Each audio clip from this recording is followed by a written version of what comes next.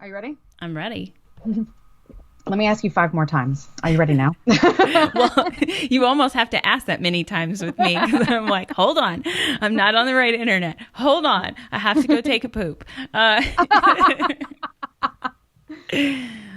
So we took a little bit of a break there. You guys don't know about that because we kept the podcast, we just kept them rolling. We had everything pre-recorded and we just kept pushing them out for you all to hear. So we're actually about to do another set of pre-recorded episodes. So if anything crazy happens within, I think, the month of July, you probably won't hear about it until the month after that. Just saying. Right. And if you were listening to our podcast in June and you're like, why aren't they bringing this news up? Then It's because we weren't really there. We were. Right. That was May. That was April, whatever. But some other month. Some other time. We were on vacation, basically, is what we're trying to say. But because we know you need us, we know you need to hear the story so much that we poured our heart and soul into writing up some episodes for you in advance. Got that shit done. So, like some real professionals, man. Yeah, right. That was really nice of us. Like while I was smacking my hands and cussing, so professional. Anyways, while we did take a little break, I made an extremely awesome purchase. I got a sweet new van. Yay! You're a van mom now. It's kind of weird for me, by the way. You wait for your kid to graduate to become a van mom. You're like, I know. Kid, who knows how long he'll be at home anymore? And you're like, I need all this space. I do. Driving it honestly feels like I'm driving around in an apartment. And apparently that's what I needed this entire time. Because just like Wendy said, my son graduated high school. He's actually going to be acquiring what was once known as the nuclear tractor. It's still in the family. The baby's staying in the family. It's just being passed on down to my son, it's very bittersweet for me because we've had so many adventures in that thing. And not to mention all of the paranormal investigations to places like Sedamsville and Bobby Mackey's, where I thought my, thing was about to explode. What was that thing that I had taken out? I didn't even write it down. It was your appendix. My appendix. Right? Yeah. When I got so sick, my appendix. Yeah, that's right. I had to get an emergency appendectomy. But wait a minute. Did that happen while we weren't recording? That whole Portals to Hell episode? Oh, did you make a post about that? How Katrina and Jack went there? You made a post about it, but we haven't talked about it on the podcast. You're 100% right. I didn't. On Portals to Hell, Katrina and Jack went to Bobby Mackey's in Kentucky. Yeah. And then they said that after they had filmed there and went home that they both ended up in the hospital. And they didn't really say what it was for, but they said their situations were similar. And it's so weird because we had went to Sedamsville, but then stopped by Bobby Mackey's and explored the outside. We even got EVPs just from walking around the outside. Yeah, and then just from walking around outside. You're right. It was crazy. And then you go home and your appendix is falling apart. On the way home, too. So that was, I kind of forgot about that because that was 3 months ago now? Right. But that was really wild. I was sitting there. First of all, I don't even think that episode was supposed to have been recorded. I'm watching Portals to Hell, and then I'm like, sweet, there's this other episode, and I watch it, and it's them going to Bobby Mackey's. And it's a good episode. They get some stuff that I thought was neat. That chick that did the automatic writing was wild. She comes in, and she's just like, yes, here it goes. And she just starts writing down all of this stuff. So the episode was interesting. But then what really freaked me out and why I was blowing Wendy up as soon as I watched it was the little clip that they had put at the very end of the episode was like, by the way, this happened to us after we came back. And it was just like Wendy said, Katrina and Jack had both ended up in the hospital for unknown causes. They didn't want to say it, and I don't blame them. It's personal shit. Who knows what it was? But the thing that freaked me out was that directly related to an experience that I had just from visiting the place. And we had gone to Sedamsville, just like Wendy said. I saw something there. And when my appendix decided that it wanted to explode, I actually had always tied it back to what I'd seen at Sedamsville. Yeah. Not even thinking about the fact that we'd stop at Bobby Mackey's, the portal to hell, as everyone knows. The portal to hell. Yeah, I know they have a show called Portals to Hell, but this was the portal to hell. The original. But in saying that, because I'm such a I don't know, collector of things. I acquire things wherever I go. If I see a unique trinket on the ground and feel that I need to keep it, then I do. While we were there, we collected a couple of items from the base of Bobby Mackey's. It was like a part of the foundation off the wall. So, I mean, we say rocks or pieces of concrete. Like stone. I thought that they had like a stone around the bottom or something, but I don't even know where mine is anymore. I left mine at the house. Your house in Tennessee. Oh, I hope your renter doesn't listen to this. I hope she's okay. I'm pretty sure that I left it because I actually had originally stuck it out in the garden. And yeah, I was like, at the time that I brought it home, because I'm like, look at my little trinket. I brought this home from Bobby Mackey's. And then I'm like, let's not bring it in. Let's just leave it out here in the garden just in case. So needless to say, it was in the car with us the whole time as I was getting sicker and sicker and sicker. And then I had to get my appendix removed the very next day. Could it be related? I don't know. It's a very strange coincidence, you know, for two people to have been on the television basically saying that happened to them and for that to happen to me. So, yeah, I was wigging out like, Wendy, when you got to watch it? And she's like, I got to wait. I can't watch it right now. I'm like, no, I have to watch it now.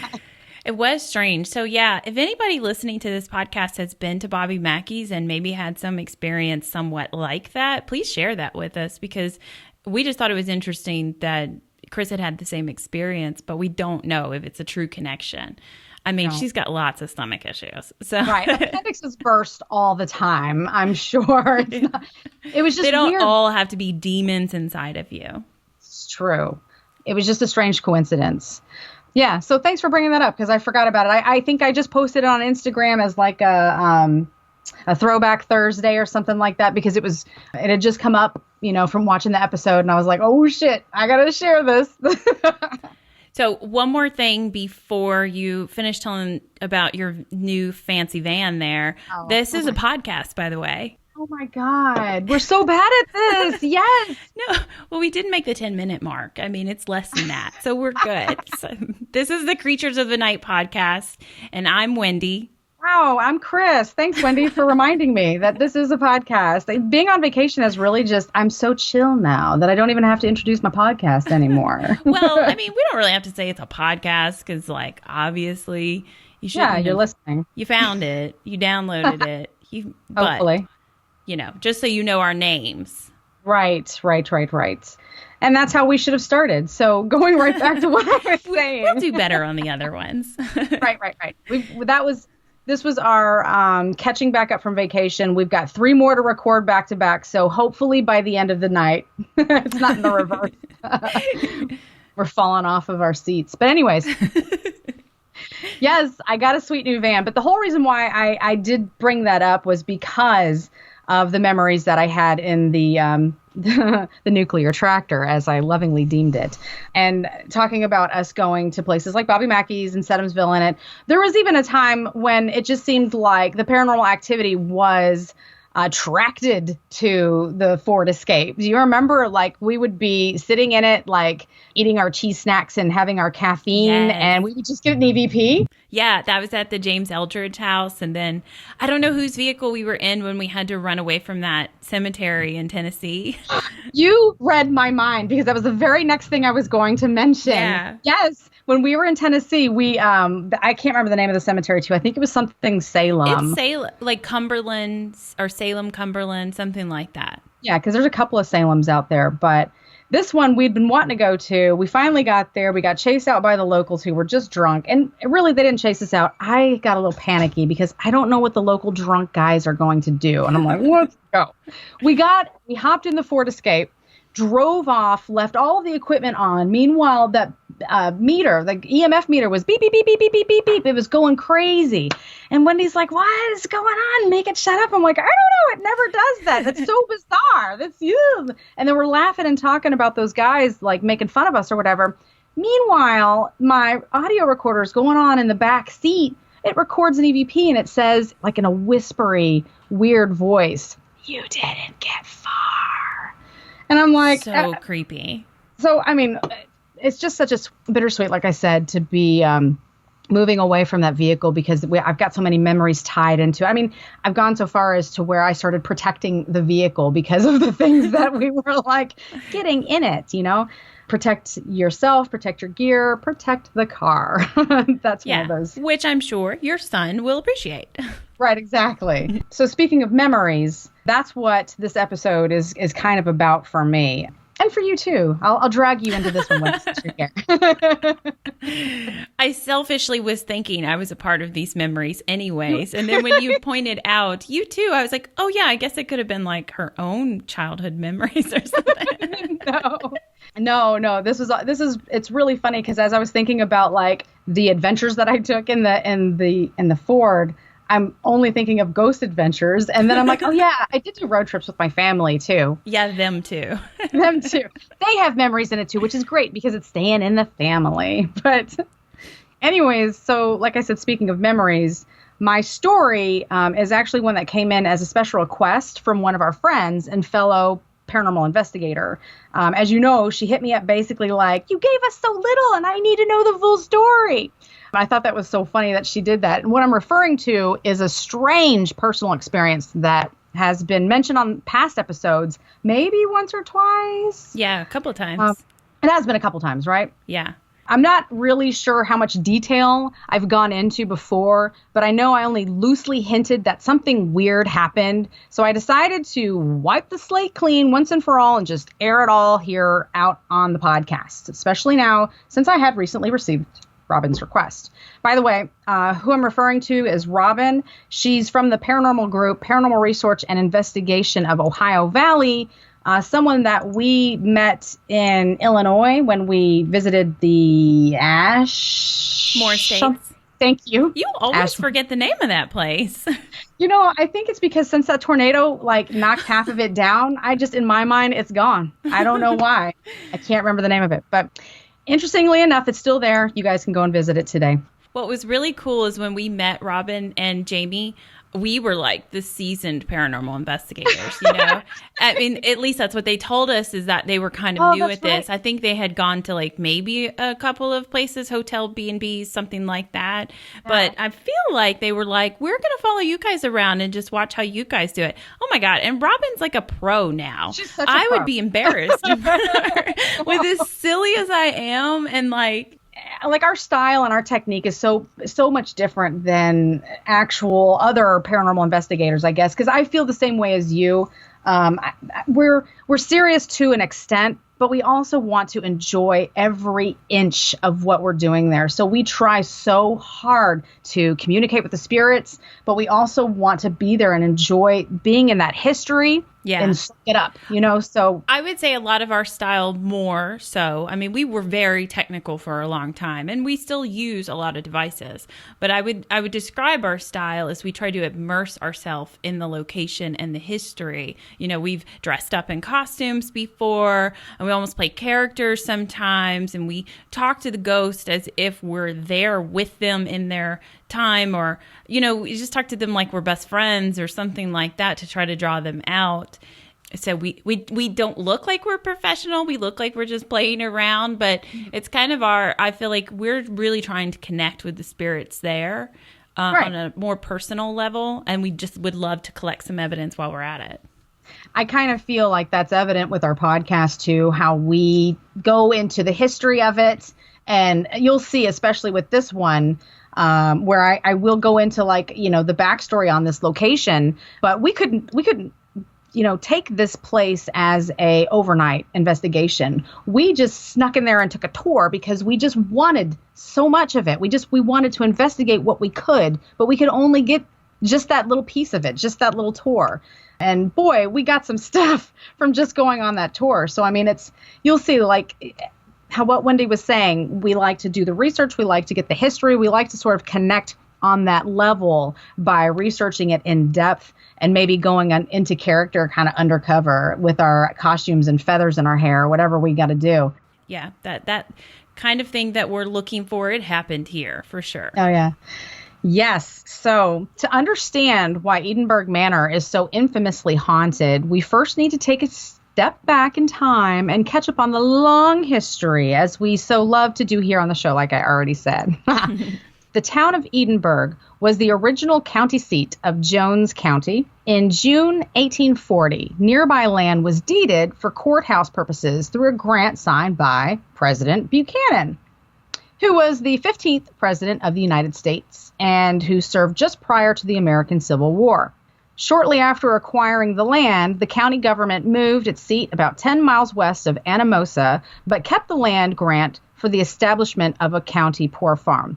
So historically, a poor farm, or poorhouse, was a local government-run facility used to support and house the poor and the needy.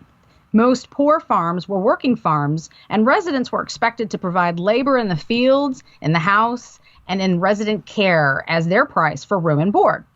Pretty reasonable arrangement, right? So, in reality, the house held those who were thought to have been incurably insane and those with disabilities that ranged in levels of severity, as well as the elderly that had been abandoned by their family members.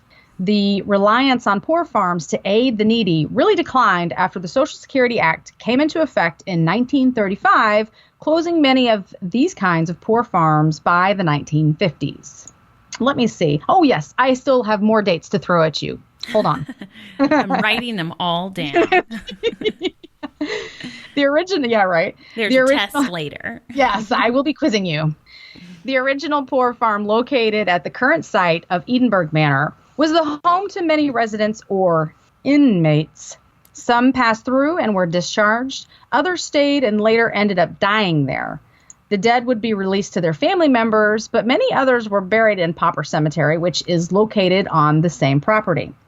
Unfortunately, rumors have spread indicating that some of the deceased were not actually buried in the cemetery, but rather at various locations around the farm. Have you ever heard that? No. I mean, why? Why? Well, I think it snows pretty heavily there. Maybe they were just like, ooh, I'm not digging a trail all the way over to the cemetery. Because when we were there, we couldn't see the cemetery. You're absolutely right. That's what I was thinking. It was like a little down the street type situation or something. Maybe in harsher weather and stuff, it was just too much of a trek to go that way. Well, that makes a lot of sense, and I didn't even think about that. But I was just like, why? They had a cemetery. But now that you mentioned that, okay, I could see that. That's fair. Well, in true grit, they didn't even bury them. They just said, fuck it. They just left them out in the cold. They're not going to go anywhere. I mean, they'll be fine until spring. Whew, yeah, I guess it might take them a little bit of thawing out anyways. So it's said that over 80 people are thought to have died on the farm. I thought that this was a little bit weird. The number of inmates seemed to vary from year to year as documented in reports published by the Committee on Poor Farms. Who? I okay. didn't know. Well, I mean, at the time, that was their form of welfare. So I guess it's no different. It's just the name of it sounds weird, I guess, to us. But it's no different than a committee for those types of things, those type of social services. Right. So check this out. One such report from 1874 stated that the 11 inmates residing there at the time were insane, 1, nearly blind, 1, having fits or seizures, 1, and the rest of the balance old and decrepit. No. I thought that the tally was interesting. They actually had numbers for everybody, and then when they got to the old people, they're just like, yeah, everybody else. It's like, what was that show that used to be on Gilligan's Island? And it was like, this guy, this lady, and then the rest. It was sort of like one of those things. They're not, what's the word, entertaining enough, I guess. They didn't have any features that stood out. So, that's what it was. Just like, no like old features. Cats. Just whatever. Just, let them roam around, whatever. They'll eat and sleep. So the original farm building was used until 1910, when it was demolished and replaced with a new structure that opened in 1911. I mean, that was some quick turnaround time, too. They must have been like, the snow is coming. Let's do this. No joke, yeah. And this is the current Edinburgh Manor. The structure is an impressive 12,000 square foot building consisting of 2 floors and a basement. And as mentioned earlier, served the elderly, the disabled, and the mentally insane. The manor housed both men and women. The west side belonged to the men and the east side to the women. By the 2000s, there were between 20 and 40 residents, and the building was costing the county $500,000 a year to maintain and operate. That's a lot. That is a lot of money. Thought they were growing their own vegetables and stuff. That's what I thought, too. They were working the stuff out there, so maybe just keep the lights on and 12,000 square feet. Medications and stuff like that, too, I would assume. Sure. I mean, I'm assuming by this time in the 2000s, when they had closer to 40 residents, they probably had more than one insane guy there. Well, I meant the elderly. The elderly. Too. Yeah. Sure. Okay.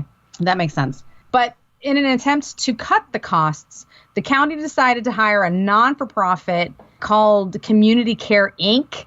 They were going to provide residential, elderly, and mental health services. Community Care moved the residents out of the manor and into the renovated hospital in Anamosa in October 2009, suggesting that the manor was dangerous and not conducive to having disabled people living there. Like many asylums of the time period, they had issues with understaffing and overcrowding and utilized physical and medicinal restraint methods to manage their clients. Yes. Suspect. Yes. And then 3 men at the new center were charged with sexual assault of one of the residents in 2011, 2 serving jail time, and 1 got probation. And then in October 2013, the management team of Community Care was fired in the midst of a Medicaid fraud investigation. And by February 1st, 2014, the new center in Anamosa was closed. Good. Right? I mean, it seems like, I'm sure that those things that were discovered at the new center weren't new things. These were probably things that were happening already at Edinburgh, and they kind of just carried over. It's just that maybe there was other staffing there at Anamosa that saw it and put a stop to it, or I don't know, called the whistleblower hotline. I don't know what they had. Yeah. But it's terrible how really fucked up people get attracted to places like that where there's vulnerable people that they can take advantage of with whatever sick-minded shit that they got going on, whether it's fraud or assault type things. It's just horrible. And I know people probably, and it's not on the people that hired them or anything, because you try to do a background check and I'm sure they could have fooled you, but it's just really sad. It is sad. Anytime there's a location like this, like an institute, there's going to be just some bad shit that happened in the past. So where are the happy retreats for people? Where are those stories?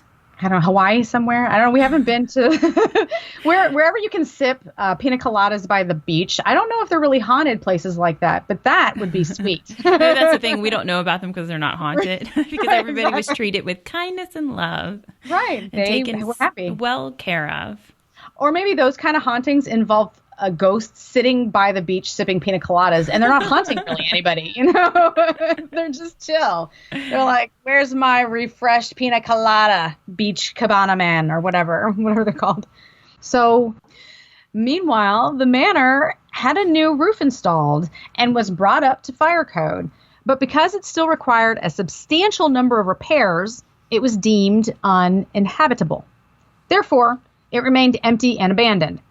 On September 23rd, 2011, Jones County sold the property for a cool $52,000 to somebody by the name of Q Farmland and Trust. And at that time, the plan was to convert this building into a bed and breakfast. Yes. First of all, yes. I could totally see it, though. It had that beautiful sunroom on the first floor. She did. Lots of bedrooms. But, okay, so as I've mentioned before, I love ghost hunting in comfortable surroundings. So, yes, turn it into a bed and breakfast. But on a second side, I also wonder, who would be driving all the way out there in the middle of all those cornfields to go to a bed and breakfast? Am I missing something? Was there something else out there? I feel like I see that a lot. People will just spring up a bed and breakfast in the middle of fucking nowhere. And because I imagine it's because there's these old houses and they're like, oh my God, this would be so beautiful. But it's like, what's the entertainment for your guest? Right. I mean, nothing. Graveyard down the street, corn picking, I don't know. So just like it didn't happen with this property, I think they realized this would not be successful. Why the fuck would anybody want to come out here?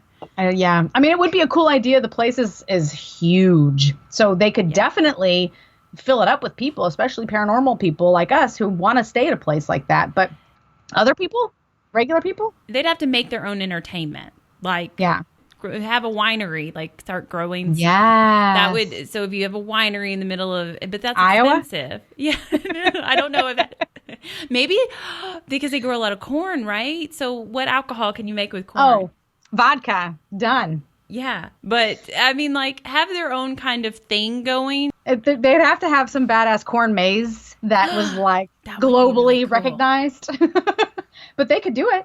That would be a sweet, attraction. I would dig that. I don't know if anybody else would, but hey, there's just a thought for them if anybody from that place is listening. Super easy to make things like kid and childish friendly. You could have all kinds of like a pool and games, and then people would want to go there. Right. With all the ghosts. No. With all the ghosts. I know, that's what I was Take thinking. the family. We love places like that. That is like right up our alley. Exactly. But today the manor sits alone at the end of a long Iowa road with nothing but the view of grass and empty farm fields. Again, why was this not turned into a bed and breakfast? I'm stuck. Now, the new owners, Cindy and her husband, bought Edinburgh Manor to preserve its history. However, they've experienced numerous unexplained events at the manor and have decided to open it up for creatures like us who enjoy exploring those dark, abandoned places filled with paranormal happenings. Love it. I love them. They claim that the spirits of the dead still roam the property throughout particular hours of the day and, of course, at night. Here are some of the reportedly haunted things said to happen in the manor. On the first floor, you have a spirit of a young girl who is said to roam the hallway, laughing, singing, and playing with the toys in room 106. She has been given the name of Susie, and as far as her story goes, she was said to have just been dropped off at the manor. So there's also a spirit of a man who is claimed to be lingering in room 121, though he may often roam the hallway and appear in room 108. It is believed that this man committed suicide in what is presently known as the mop closet. He hung himself with a sheet from inside the doorknob. So in room 105 is where an alleged brutal rape took place. This is right next door to where little Susie stays. In this room, there have been many claims of paranormal activity in the way of bad feelings. Yeah, I would think. Yeah, I would think so too. Now, going up to the second floor, Cindy told us of a time her boyfriend tried to sleep in room 200. When he felt pressure on his big toe as if someone was squeezing it, the owners, I know, isn't that funny? That's what she said. She said it was just like someone was just taking the toe and just squeezing it, just like that. Just, nobody can see me. Why am I making finger movements just for Wendy? So just imagine taking your thumb and your pointer finger, your index finger, and just lightly squeezing down and opening up. That's what she was basically saying had happened, just like that. Now, the owner's dog growled and had its hair standing up and started barking at something at the same time that her boyfriend felt the squeezing of the toe. No. Yeah. So like you're sitting there laying in bed and you're like, that's a weird feeling. Mm-hmm. What could be causing that in my body? You know, the pulse of my blood or something like that. But when your dog starts freaking out, just like when I'm in the house and my kids are like playing video games in another room and they seem so far away, anytime there's a noise and my dogs react to it, I'm like, no, because I could tell myself, well, that noise was nothing. You're just hearing things. But when I know they've heard it and they react too, it's like we're about to die. Right. Yeah, I totally see where you're coming from because you think you can like reason things out because you've heard it. But you can't say, no, dog, no, there's nothing there. You didn't hear anything. I feel like my dogs have, they have much better hearing. They're also smelling something. So when they react to it, if they don't react, I'm like, it's cool then. We're all fine. Mm-hmm. But when they react, I get like so scared. No, I agree with you. That's exactly what I think was happening here in this situation. She had a nephew and a friend come in a week later that had investigated, and they took just your basic audio digital recorder, I assume. I don't know. I didn't see what it looked like, but she said the EVP said, "I grabbed you." Oh, because that's exactly what happened. Sorry. That was a weird reaction. Oh, that's a cute EVP. I was like, oh, it admitted to it. Oh, okay. Cindy also claimed to see the apparition of a female figure dressed in a white dress on top of the stairs at the landing of the second floor. Apparently, this has occurred between the hours of 12 noon and 2 in the afternoon. I guess she was there. She must have been there cleaning and stuff, and she knew when she got there and when she left. So that's why she was able to say, I saw it between these hours. Now, in room 204, a toy fire truck was located on the floor. Cindy says that the fire truck seems to move on its own throughout the whole building.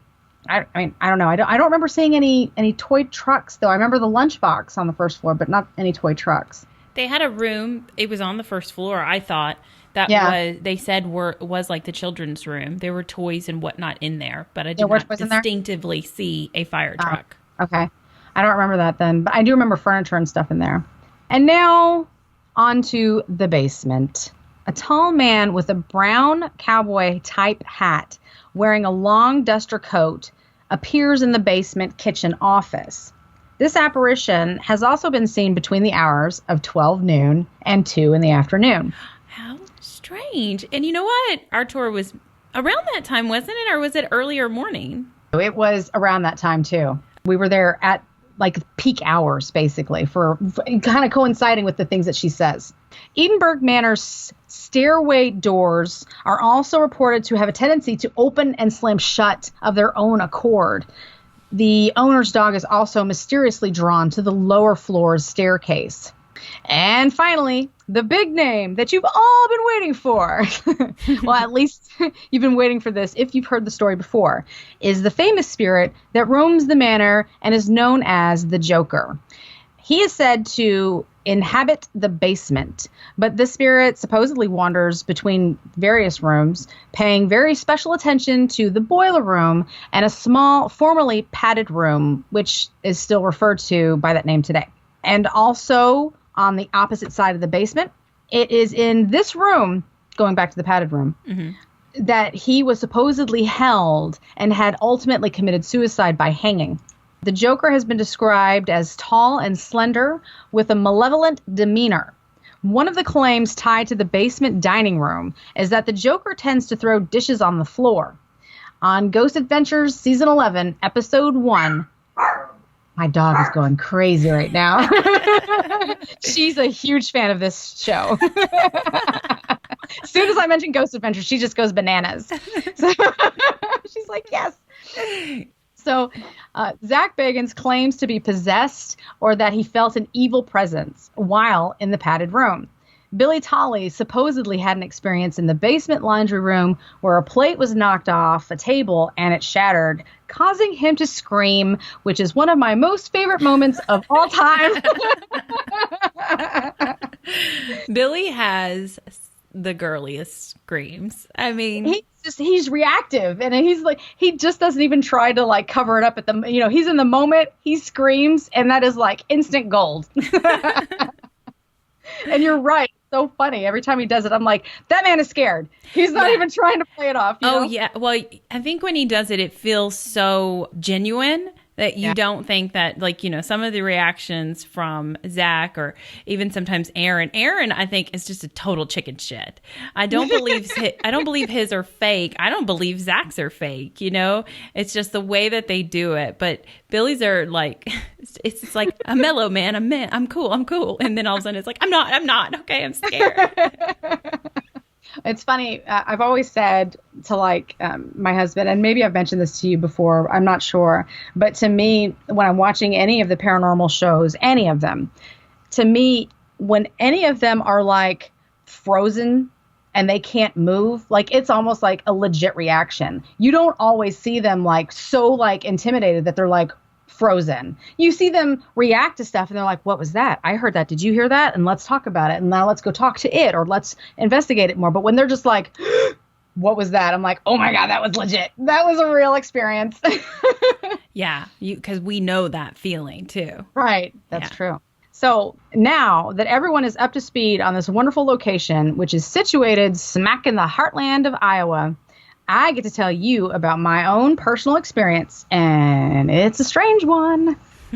This all occurred when we toured the facility, and now that I think about it, I think it was between 10 a.m. and 1 in the afternoon, basically like what we were saying. It's like at the peak hours for running into things that are said to happen there. Yeah, that was so funny. I don't remember her like pointing that out to us when we were there, too. Like, this is the best time to be here.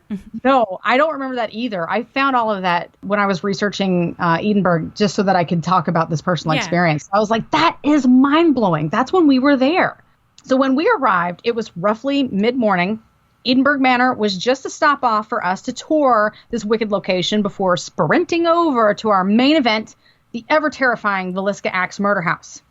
The day that we arrived, the sun was out and it was shining. I honestly don't even remember seeing a cloud in the sky as we drove through all of those cornfields and finally arrived at the manor. Maybe, I don't know, maybe I was just too interested in all of the corn. But I mean, it just seemed like it was so bright and sunny. I really don't remember seeing any clouds.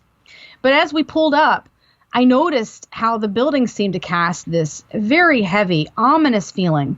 And it was one of those as if there were hundreds of eyes, maybe, invisibly staring back at you from behind each of those old windows of what we found to be deteriorating rooms. So there was nobody there, but it just felt like it. Like you could just picture them staring at you from behind those windows. We pulled into the drive and we were pretty excited, but I had to go to the bathroom. This is your traumatic experience, right? Wendy's memory of this is pretty good. She remembers all of this. So after taking some quick pictures outside of the property, I headed over to the separate house where I could use the restroom. I left Wendy by our suite rental and took off.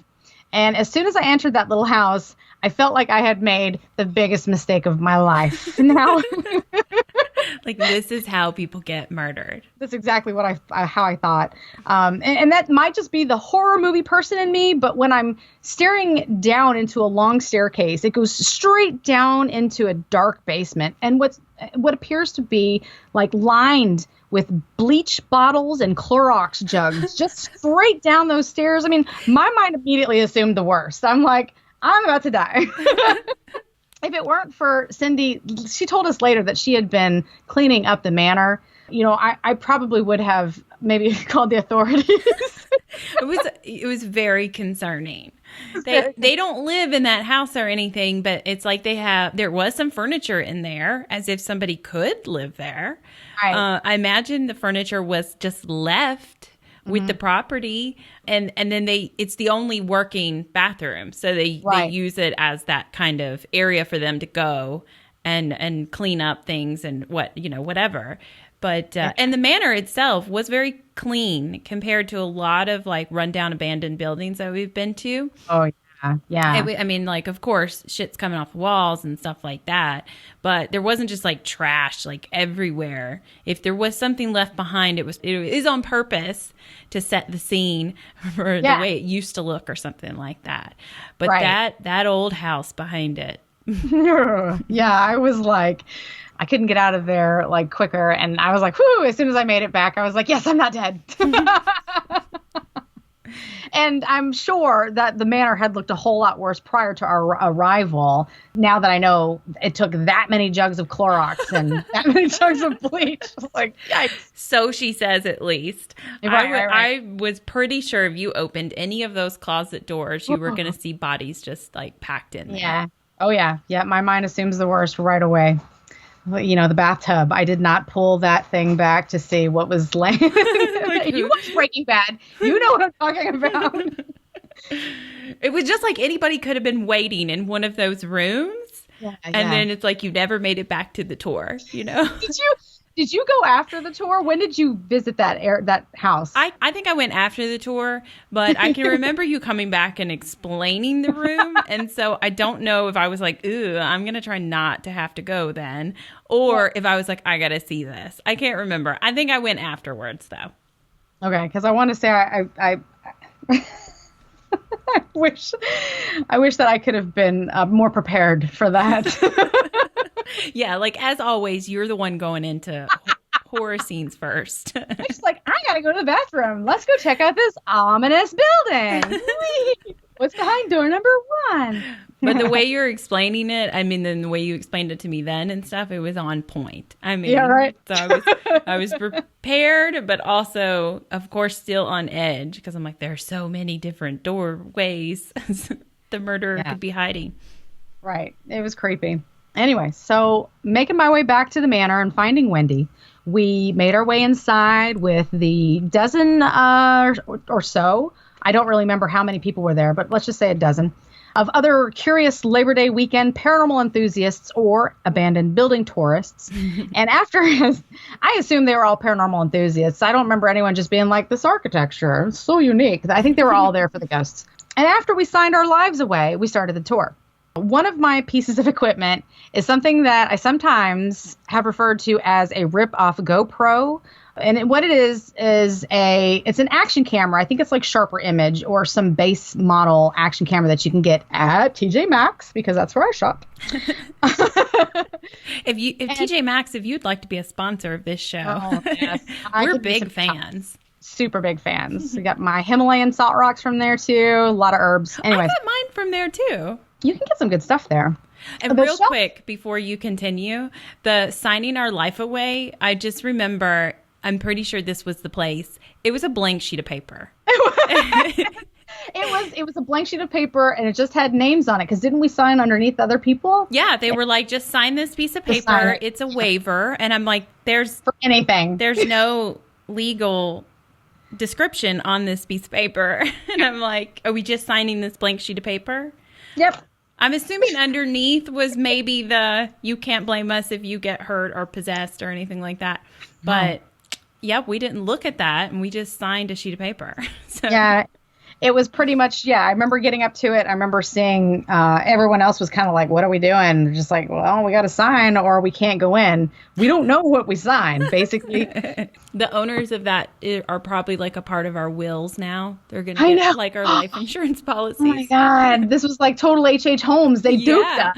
We just were like, whatever. We want to get into this haunted location. I know. Let us in. Yeah, right. Well, if you don't ever hear from us again, guys, talk to Cindy. No, I'm kidding. So one of the piece of equipment that I was just talking about, the rip-off GoPro, because I hang it from a little pouch around my neck, I also call it the boob cam. I don't know if I've mentioned that on the podcast before or not, but there you go, guys. Just airing it all out for you today. Yep.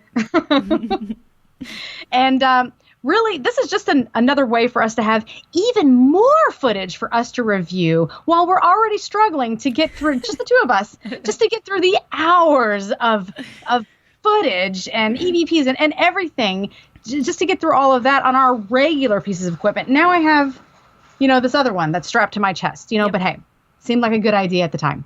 It always does. Record everything from multiple views. Right. And then it's like, who's going to watch all this? Oh, I had to, because there was a lot of this story that I'm about to get into that I really don't remember. So it actually worked out well this time to have that kind of point of view going during my experience here, during the tour. And I think I got a few EVPs out of it. I know we got EVPs. Yeah. I don't remember if I was using the audio or if I just got them off of the GoPro. But I did actually get a few EVPs while we were on tour. So there's that. Yeah. I think I remember them coming from your recorder just because of the way they're loaded onto YouTube with a picture versus a video. But yeah, right. Either way, we did get some EVPs from there. Yeah, just from being on tour. So here we go. As we walked in, we were guided towards this large room with tons of windows that Wendy already mentioned first thing, like in the podcast. Right. You remember it too. Yeah, it was beautiful like sunroom. Yes, it was a beautiful, warm, inviting feeling, like just a nice room to gather everybody in and give them the lowdown on this very haunted manor. And that's what she was doing. Meanwhile, as Cindy was giving us the lowdown, I kind of stood in the doorway. Like the room was filled. I don't even remember where you were at the point, if you were actually in the room or if you were standing next to me, but I was like in the doorway, kind of in the hallway and in between. Right. And that's where I caught one of the EVPs, my first one that I caught on the tour. And it says something like, I teach or I save the children. That's an interesting one. It was a nice EVP. So far, so good. Everything's going nice. Okay, cool. You teach or save the children. Like it. Whatever. We made our way down the hall and we stopped off in a corner room that is said to have a lot of activity. And also where many think that this is where little Susie or Susan is said to haunt. She's said to be between the ages of 7 and 10. And while a team that was taking the tour that day with us had actually referred to their past experiences in that room, I didn't feel anything out of the ordinary or unusual. Just kind of looking around the room, I saw the furniture, I saw like a bed. They told us about a lunchbox that had lights on it that had kind of gone off to answer their questions. And I believe this might have been the room that you said you saw toys in and maybe had been like the children's room. Yeah, that was down that hallway in that area. And I remember them telling us about this whole experience they had. I don't know why I thought that experience was on the other end of the hallway in another room. Like, would be exact opposite from the kids' room, or if they were just telling us the story more in there. They were. It's great. I honestly, I'm so happy that I did the boob cam, even though some of it was so hard to watch because as I'm walking, it's like bouncing. You should have let me wear it. It wouldn't have gone anywhere. Just so flat bad. to my chest. And I'm like getting nauseous watching this video because I'm like, bleh. But you gotta strap those babies down if you're going to use that camera. I understand the harness now with the GoPro. I get it. It makes more sense than the bag that I wore around my neck because, it bounced a lot. It was a bad decision, but also good because I got this footage. Anyways, what I learned from is I need to stop being so cheap. So we wandered around that large room a little bit. We looked over the furniture and we took pictures, or at least I did, like I was a damn tourist. And I just tried to absorb every inch of it. We toured a few other rooms and heard about the disturbing events that were said to have happened, including the suicide in the mop closet. Though the feeling all along the first floor to me remained the same. It all seemed pretty calm. We took the flight of stairs in the stairwell, and I believe this is one of the stairwells where Cindy had said that the door likes to slam and make noises on its own. Yeah. As we're like going through there, you hear the door slam, but it could be one of the other people shutting it. There were so many people with us at the time, and everyone's trying to make their way through there. I just remember everybody jumped at the same time, which was kind of funny because it's like, I don't even remember at that point having known about the story about the stairwell. I think it came afterwards, but a lot of my recollection of this is a little fuzzy, as I'll tell you as I get into the story. I had to actually watch my footage to get the full effect of everything again. I remember that door was heavy as fuck. It is heavy. Yeah, it was heavy. Yeah, so like if someone didn't hold it for you, it was going to slam every time somebody went through it. But we were on the back. I mean, like we were the last people up the stairs. Right. So as always, we linger behind, hoping that they will just not even notice if we're not with them. Right. Quit paying attention to us so we can just, meander around this entire building all to ourselves. Yeah. So we get to the second floor. I know that we toured a few other rooms, and Cindy gave us some information behind those rooms. But what I'm going to go into now is more of the personal experience. I'm trying to stay on the personal experience more than giving you a step-by-step of the manor itself. So when we're on the second floor, this is where Wendy had a reaction. And I say reaction because it was so sudden, like almost like an allergic reaction. Like you would notice, like a rash on your arm all of a sudden appear. Well, Wendy comes over to me and she tells me that she just became very emotional or sad all of a sudden. And it happened in this one particular room that she just walked into. She told me to go into the room and just to see what I felt. And I walked in there and I was kind of concerned because I didn't feel anything, like nothing at all. Nothing came over me. It was just a room, a room that people were kind of going in and going out of. So I could feel the presence of those people, but nothing else. Do you remember that reaction? Yeah, I do. So everybody was in this other room, and it was a smaller room, and there were like 12 people, we'll say, on this tour. So it wasn't an overcrowded tour, which was really nice. But when you get to these small rooms, everybody's packing into them. So I'm like, fuck that noise. I'm not going in there. And so I just wander down the hall to like what will be the next room to go to. But I want to be the first in there, go and take some pictures without anybody in the room and whatnot. And it's set up almost like a suite, not a suite, but like a dorm for like 3 girls maybe or something like that. I say girls because there was girly items around and everything. And there were maybe 2 or 3 beds set up in the room. And there was a vanity and it had items on the counter of like, just like girly items. And there was this one thing that was like something about sisters or whatever. And I promise you, it wasn't me. I mean, I wasn't like thinking about my sister or had been or anything like that and was like taken back by seeing this or nothing. But as I kind of just swept the room, and then when I got to this vanity, as soon as I hit the vanity and was noticing what was on the table, I teared up. And I was about to start crying or whatever. And I was like, this is so weird. That's so weird. Like, that wasn't me. I know it wasn't me. I didn't have these emotions beforehand. I wasn't in that mind frame at all. I didn't read it and think, oh my God, this is so sweet. Oh, it makes me think of my sister. I didn't read it or nothing. I mean, I just saw the big words. It's, said sister and saw these like knickknacks and whatnot. Right. So I wanted you to go in and see how you felt about it or anything to see if it would cause the same reaction for you. Because I could just be crazy. But well, that's why I called it a reaction, because it had come on so quickly. Everything was fine. Like I said, we came up from the first floor. We're still just super excited to be here. And Wendy comes out to me. And I don't think when you came out to me, you actually told me that something had happened. You just looked like you had teared up. And you wanted me to go in that room. Go in that room. Something had happened. You wanted to see if I felt the same thing. Yeah. And sadly, I didn't get an EVP or anything out of that experience. I mean, just the personal, I guess you would say physical reaction of being in that room. So the physical reaction of being in the room. Yeah. Which it's impressive to me, because these are the kind of things that happened throughout our time here.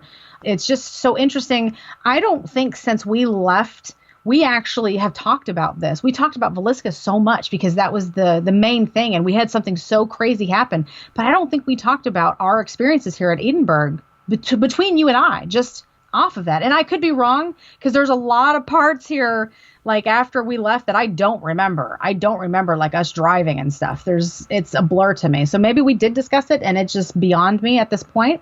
Well, you explained what you were feeling on the drive and what happened, but then you're just you'll get into it in a minute, and I'll explain it a bit more. But basically, you gave me a rundown of what I missed because I wasn't next to you when a lot of this was going on, and then it was kind of like Chris needs time to adjust and chill, and so we didn't speak after a while, and you like napped or zoned out or whatever.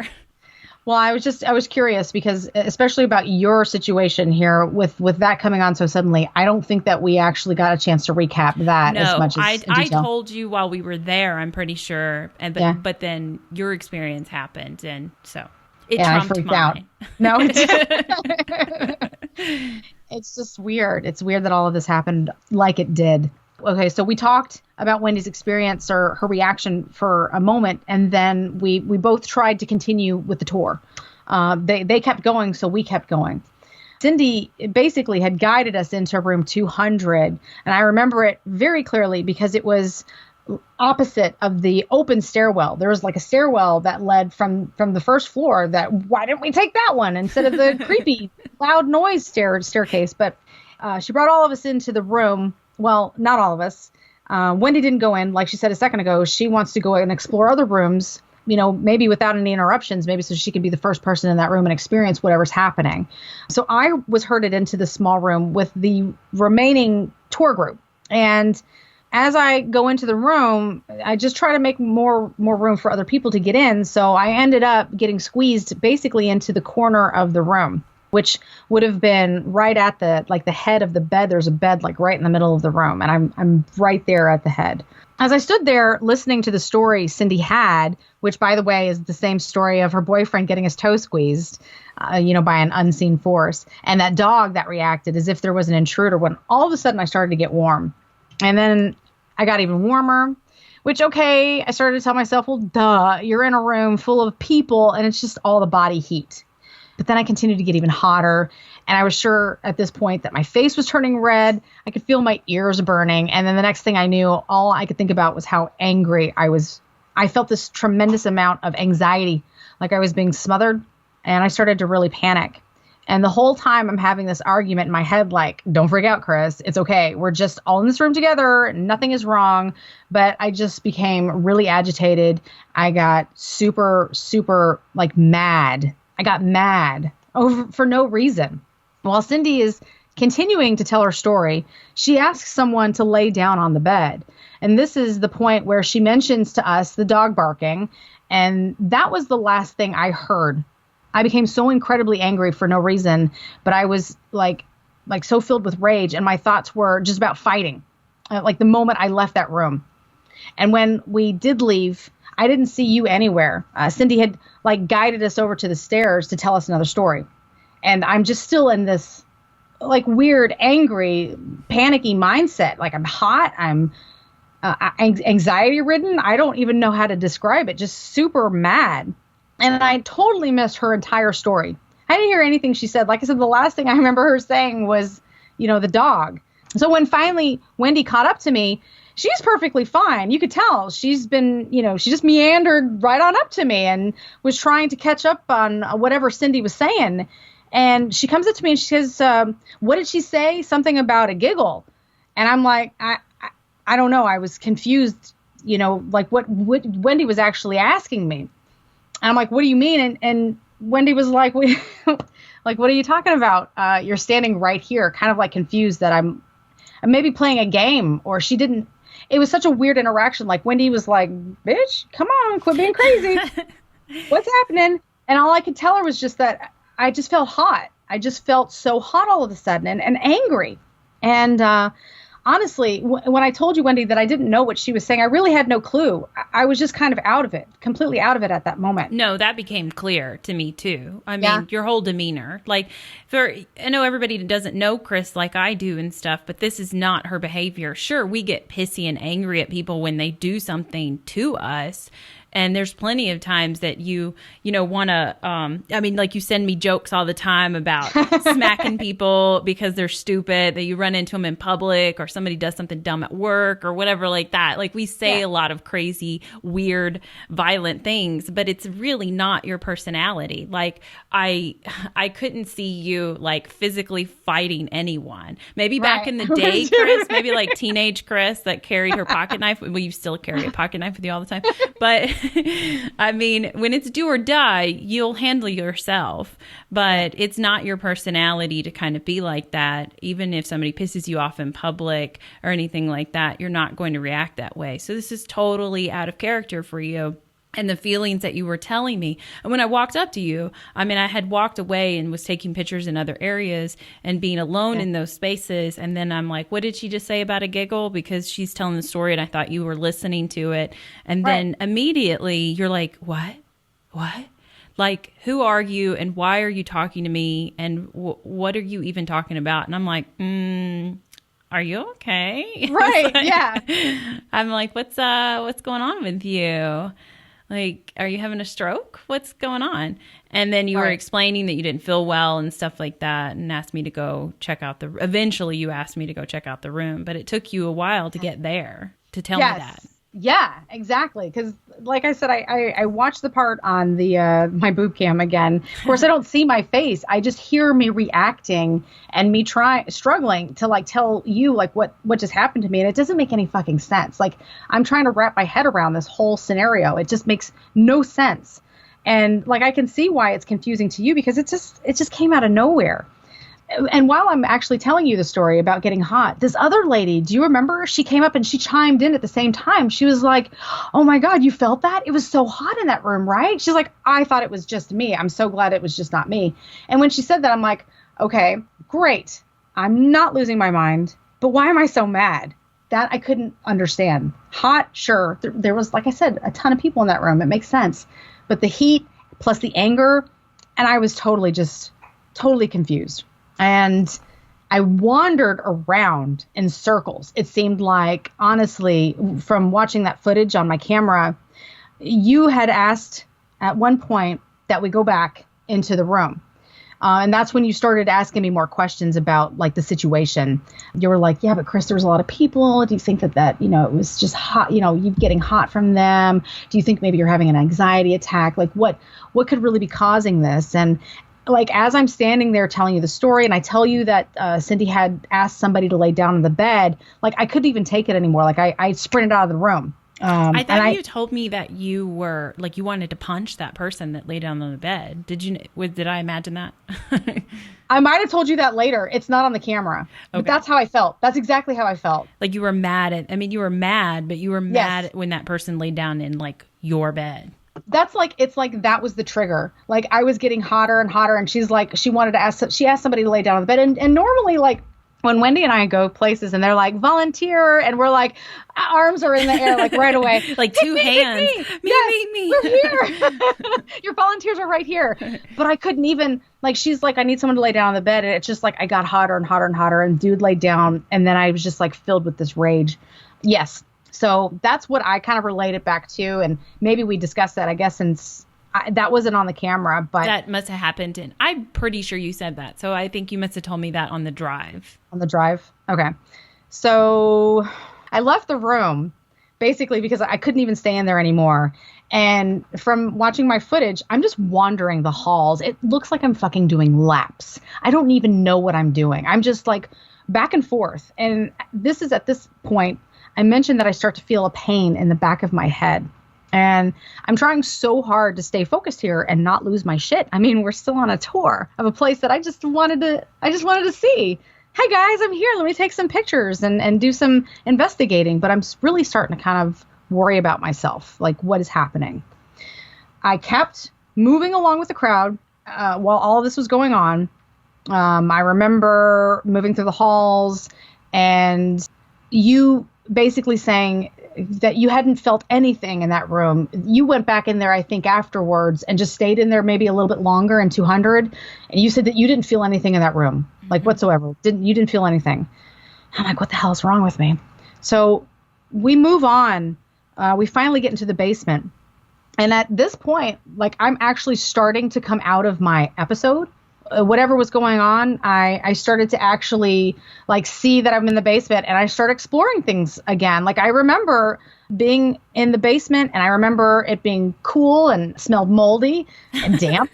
You know, it was a basement. It was gross and it had like shit that had been there for decades. It seemed like maybe there was a leak. There was just like the cabinets were all like bubbling and the curtains were disgusting. You know, it just seems like it must have been flooded at some point or something. Yes. It's funny that that's what you started to wake up as you're like, it stinks down here. It stinks down here. Like, I guess I just need sniffing salts wherever we go. Like, but smelly ones.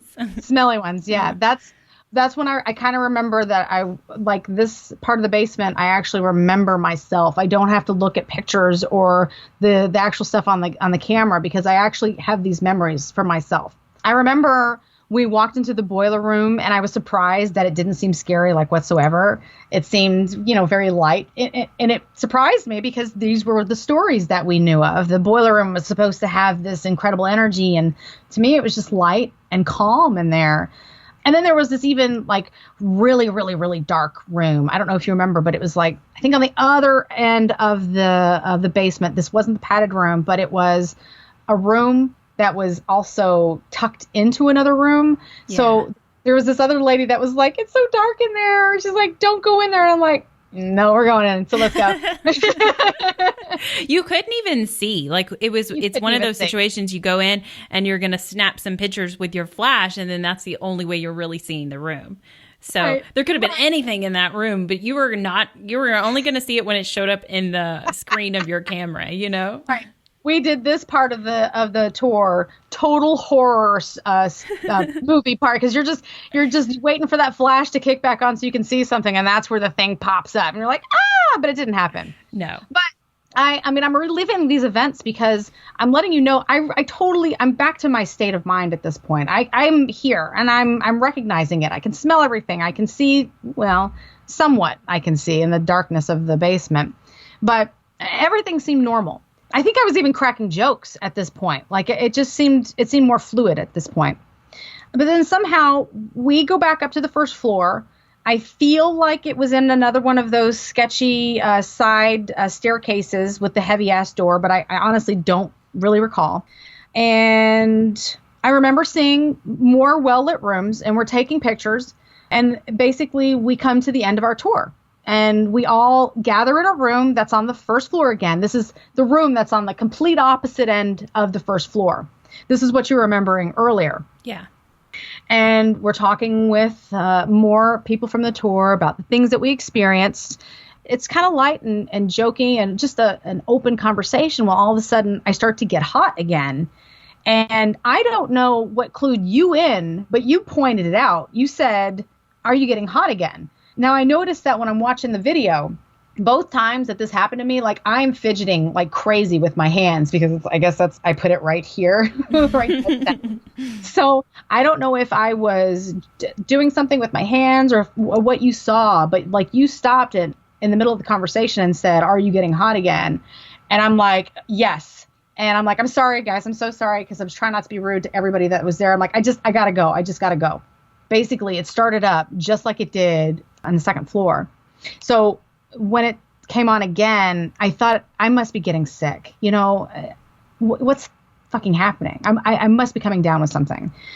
Now that the tour was officially over, I knew that I wouldn't miss anything. So I just left everyone in that room. I headed straight down the hallway.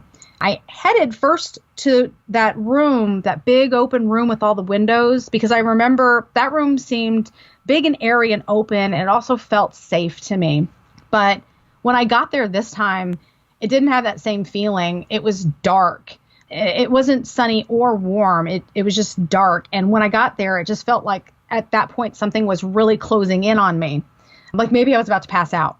I said out loud to myself at that point, because I had the camera going, that it felt bad in that room. And I was breathing pretty heavy too at the time. And I couldn't say what was happening exactly.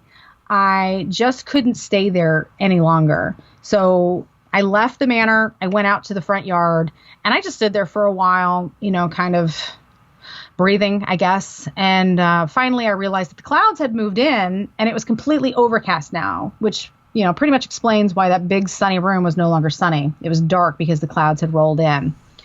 I no longer felt like I was going to pass out. I decided to make the most of my time, and I snapped picture after picture of the building. Like I had it on, I have a function on my camera where if you hold down the shutter, it just goes and goes and goes and goes and goes. Yeah. So I stood there facing the building and just went from one end to the next with the shutter being held down. So I'm like, okay, I'm going to try and get some more pictures of the building. So I circled it, and I just took pictures all around the building. And by the time I guess I was done, I had made my way back into the building.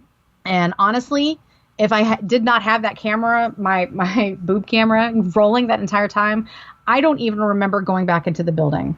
But because of the footage, I was able to see that I did go back in there. I caught back up to you. You were still talking to some of the people that were on the tour, and you were sharing a personal experience from when you were a child, which led to additional stories, including when we went to Waverly.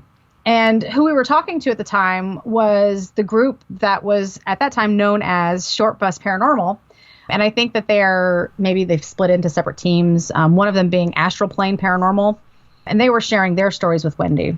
And this is a team we met and mentioned on our Villisca episode, the Inside the Rental Edition, as being the team that must have given Johnny Hauser the heads up that we were going to be late. Yeah. Which, if you're listening, guys, thanks so much for doing that. If we never got the chance to thank you. Call all our locations that we're supposed to be going to and tell them we're going to be late. We're going to be late. That's probably true. We definitely need you to have our backs for us. They were really nice. They had a lot of interesting stories from that location. They had investigated it so many times before.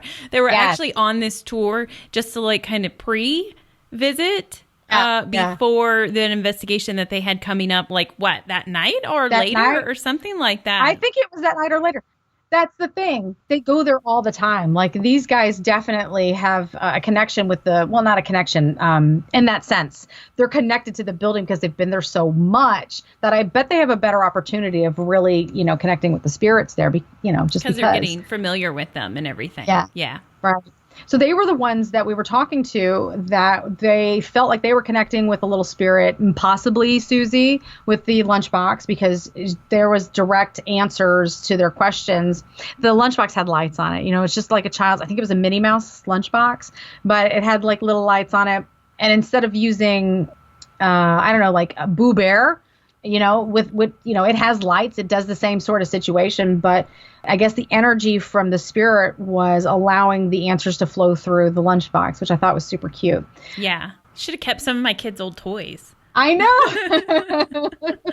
Cool paranormal investigative equipment out there for you in your children's toy boxes. Well, if those little like toddler table, maybe you don't. It's been a long time, but they used to have these tables for like toddlers, or like 1 year old, and they're learning to stand and stuff, and it's got all kinds of little buttons to push on the top that would make noise. We had like a what are they called? Leapfrog one. Yeah. That's pretty much what taught my kids everything they know is leapfrog. And what was the other thing? Elmo and Leapfrog was for Tyler. Blue's Clues. Blue's Clues. Oh, Blue's Clues. For my oldest, it was definitely Blue's Clues. My youngest might not do so well in school because he just watched a bunch of Spongebob. It's like a little Sesame Street, a lot of Spongebob. Now he's a silly kid. I love SpongeBob. So, but that has like a whole bunch of different lights. Imagine if you had one of those and you brought it on a paranormal investigation. You're like, light up the triangle. Just get that Leapfrog going where he's like, he does his songs, right? A is for apple. Yeah. It'd just be really cool because there's a bunch of different little buttons you can instruct them to like light up for different answers, maybe. I don't know. Yeah. You're going to start to see that like on Ghost Adventures and stuff just because I said it. Yup. And yep. You need to go ahead and trademark that shit right now. Copyright. Yeah, I think so. I mean, because just like you said earlier, all the old stuff's coming back. The Polaroids are coming back. The old millimeters, that's just what's... just start dragging out stuff from your house that you can use, like your kids' old toys. Oh, okay. I was thinking cast iron skillet and some eggs and be like, cook me some breakfast, spirit. That'd be awesome. If you're a demon, heat this pan up. Yeah, for sure. Demons and eggs. That's how I like my breakfast. But yeah, they were really cool. They had done a lot of investigations there, and they were super nice to us. And we had a nice conversation with them. I had talked to them the whole time that you were outside airing out your demons. And then he kind of came back in, and we're like, okay, we gotta go. So we gotta be late to our investigation.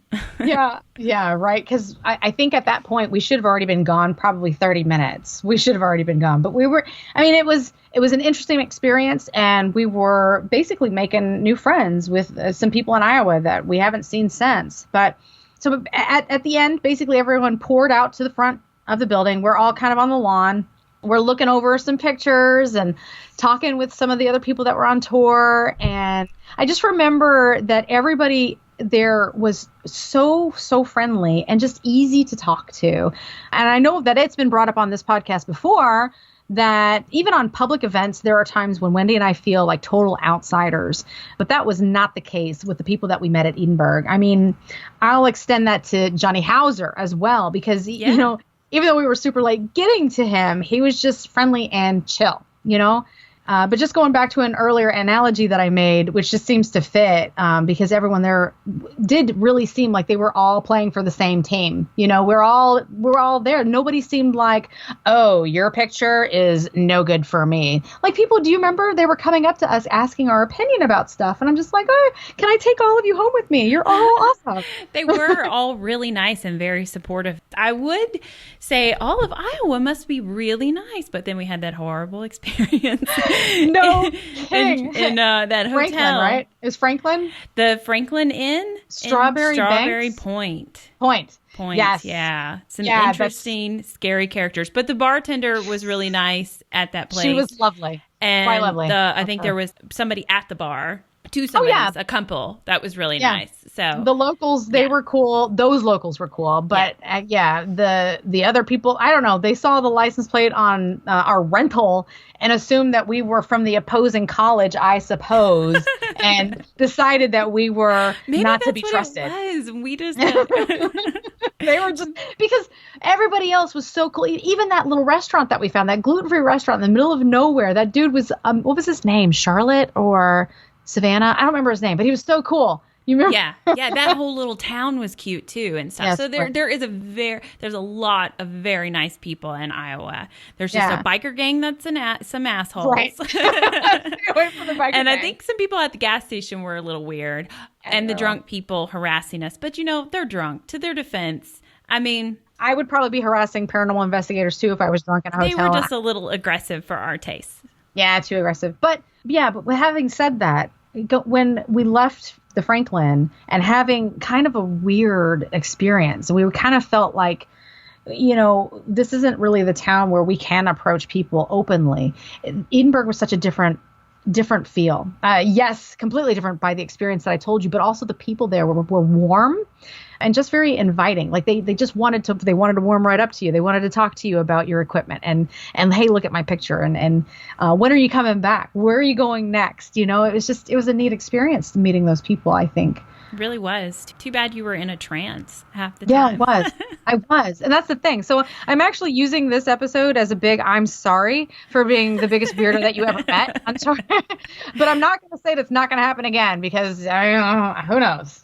Well, you didn't count on it this time. And for the most part, you didn't come across weird to other people. I thought you had even told them you have like a headache when you were getting hot and stuff. And so you just excused yourself with the headache. And you were having a headache. And I remember now as we go through the story, when you first got in the car, you actually didn't tell me about what was going on with you until we got closer to Villisca. It was in the beginning that you were still tranced out. And you were just like, I don't feel right. And I was like, it's cool. Just sit over there quietly and awkwardly. No, I know. Why I speed through these cornfields to get us to the thing on time. It's best you not pay attention to this. Oh my gosh, that's so funny because I don't remember any of that. I remember us taking a selfie with the building. The sun finally came back out. I remember getting in the car and having to get the picture loaded to Instagram just to say that we were here. We went to Walmart to get salads, and then that was all I remember. That's it. Well, we got the salads in Villisca from the gas station, not until we got there. So we really just jumped on the road, and I think you were still just like, I just don't feel good. I don't feel good. And then you were just like, it's like, we'll just mellow out. We'll be there. The reason I remember that you were still feeling funky, and then you told me more when we got closer to Villisca is because I remember we sat in silence for so long. And then all of a sudden you just started talking to me and you sounded like yourself. And I was like, oh, have you decided to rejoin the world, Chris? That is so fucking weird. Yeah, I remember having that experience like do. And then you start talking, not she. You start talking. You start talking and you sound like yourself. And so I was like, oh, did you just snap out of it? Cool. Because we're almost there to deal with some more demons. So, okay, going back to what I was talking about in the very beginning, we've taken lots of road trips. When have I ever just sat in silence? I mean, I'm a motor mouth. I see something and I'm like, let's talk about the color green right now. I mean, I just don't stop. When have I ever just... No, and that's how I knew it was. I mean, like I could tell from your behavior at the manor, but then in the car too, is what made it feel so extreme is how long it carried over for you. And then just the events that happened at Villisca seemed to, I mean, like when you got quiet at Villisca, when the whole door thing happened and we went out to the car and you were really quiet, you wouldn't eat your salad and stuff like that. I'm like, she's going back into that trance. She can't leave me here. I was fine driving by myself, but I can't wrestle demons by myself. Wake up, man. No. I'm so sorry. No. It was just funny because it connected. It was like, that's how she was acting earlier. Wonder if that's just kind of still resonating and like hasn't left you. So we kind of brought that with us a bit too at Villisca. Maybe. Yeah, maybe. I didn't know. And it sucks because I didn't even think about it until I rehashed this story that you had a personal experience too that affected you in such a way. And as soon as I had this one experience, I didn't think of anything else. And it's a shitty friend of me to be like that. No. Yeah, because we never even talked about that until this now. But yours was so much more extreme than mine. Just because I'm a whack job. No. Well, I don't know how to explain it. I don't know what it is about me. I'm pretty sure it's just my zodiac sign or whatever, but I'm highly emotional to begin with. And it's just a part of my zodiac sign to kind of pick up on other people's energies or whatnot too. They say this about Pisces, and I feel as if it's true. It's like really quickly you can get a general vibe of people. So of people, of places, of spirits, it's all the same. It's still an energy in the air. So I've been on other investigations and you could just feel an emotion or whatever. And I think it's just a part of, just who I am. And it just went that quick in and out and was gone. And that's happened other times before. So mine was very minor. It's always impressive to see it happen because you're like, what was that? Who is left here? But then when I tried to hang out, and I think that's where I was when this whole thing was happening to you in that room, like after she had walked people in that room and then walked everybody out and y'all went to room 200, I just went back to that room and was still trying to get EVPs and stuff because it felt like somebody was there. So it was like, okay, what do you got my attention. What do you want to say? Nothing. Right. Nothing. Oh shit. She knows. It's like, okay, I know when I'm in, a depressed mood, I don't want to talk to people either. So. But I get it. That's right. I didn't get any EVPs that I know of from being in that room either. It was just that heavy feeling, and it really, it just affected me for so long. So, anyways, that was it. That was what I had. I had feelings. I got some EVPs. I got no haunting pictures. Even though one of the other ladies that was there, she did. And I know that Iowa will forever be a place that I will never, never, ever forget. Isn't that funny? You're like, what's a place that really made an impact on you, Chris? Iowa. Without a doubt. Hands down. Well, Iowa. There's an energy going on, it seems like, in that whole state, because there's a lot of other locations. We actually got invited to one that's in Iowa for next summer that I really want to go to. Like, I always really want to go to all of them. I mean, because I think we're meant to go back there and explore that state. We've got to have, a part 2 of Villisca. Oh, yes, we do. Yeah, because there was so much that we had planned to do that we couldn't do. We just were paralyzed and couldn't do it. So, it was an extreme experience that whole weekend. It was a whole lot of fun. Even though it doesn't sound like it. It was. Doesn't sound like it, but you walk away with like, wow, that was really amazing. And that was really impressive that can happen because these are not normal things that are supposed to happen. A wild life experience for sure that many people don't get the opportunity to say that they've had the chance to experience. We did get to walk away with that. And we had that sweet ass Kia Sorento. I loved it. Like when I was looking at the camera, the footage from the camera, and I'm watching, I'm like, there it is. There's that sweet ass Kia Sorento. She was such a good car. Love her. Like, I mean, I know you're not going to drive your van to Iowa or whatever, but when you were talking about, I think I might get a van, and I'm like, you can do so much car camping in a van. No, that's exactly think what of I thought all about. the paranormal locations we can chicken out on and just sleep in our van. Maybe that's the real reason I had to get a van, because I'm like I just said, it's like the size of an apartment, and it has a fridge. So what else do we need? That's right. You have that cooler. Oh my gosh, we're set. That's right. I forgot to tell you. It's called the Honda Odyssey, but I like to call it the Paranormal Odyssey. And boom.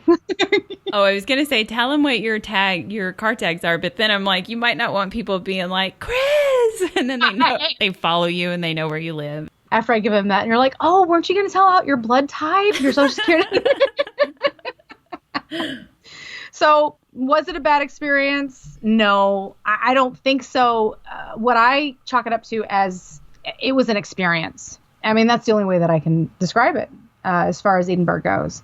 And I'd like to ask if anybody has had any experiences at Edinburgh or Villisca. I know that the guys at Astral Plane have. I don't know if they even listen to us, or anywhere for that matter. If you've had any experiences, why don't you please write to us and share your experiences with us? We would love to hear them.